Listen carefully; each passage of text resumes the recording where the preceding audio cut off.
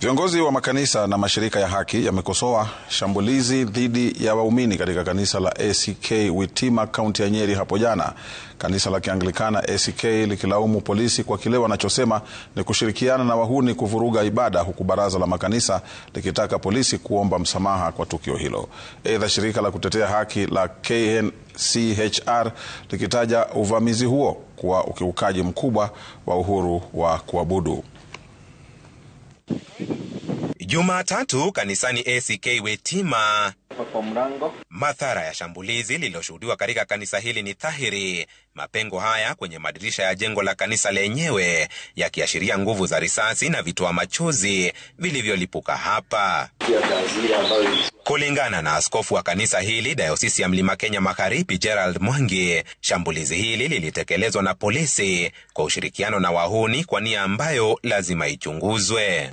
The police officers were recklessly shooting live bullets.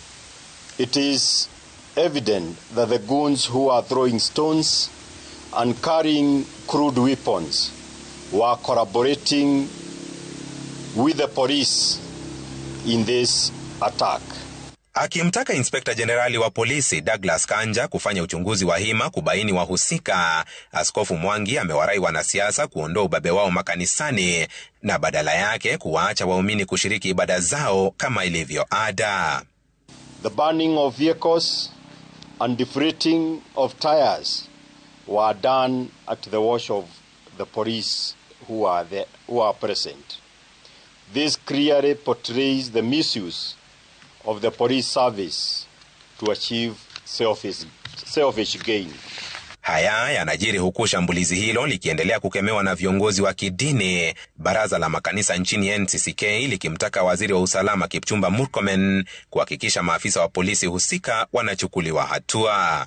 Shirika la kutetea haki za kibinadamu la KNCHR pia likitaka uchunguzi kufanywa, likisema kuwa shambulizi hili linaonyesha utovu wa nidhamu ndani ya maabadi, likilaumu kile linachosema ni kuzidi kwa mashambulizi kwenye sehemu za kuabudu.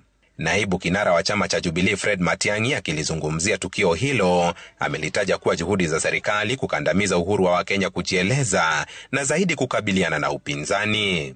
Huwezi kuwa na kitendo kama kile tuliona jana kule Odhaya without county security team ya Nyeri kujua ni nini ilikuwa inafanyika, kwa sababu National Intelligence Service officers wako mpaka kwa sub county. Ukiwa na kiongozi wa upinzani kama Mheshimiwa Gashawa anaenda kwa mkutano mahali 2-3 days mbele ya hiyo, wakuu wa usalama wa hiyo area wanajua. Kamau Mwangi, Runinga Citizen, Witima Othaya, kaunti ya Nyeri.